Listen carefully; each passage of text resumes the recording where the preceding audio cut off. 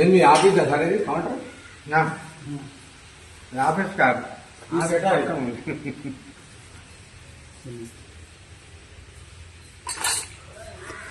గారి కళ్ళజోడు అవి దీంట్లో ఉంటాయి. ఇక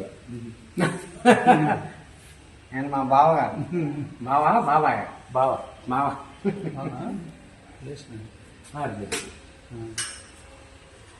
దీంట్లో కళ్ళజోడు పంచాంగం. పంచాంగం కావాలన్నా ఒకటి చూడండి ఏం కావాలి? పెద్ద పంచాంగం. డబ్బులు ఎందుకు మాకు డబ్బులు? పెద్ద పంచాంగం నాకేముండవు.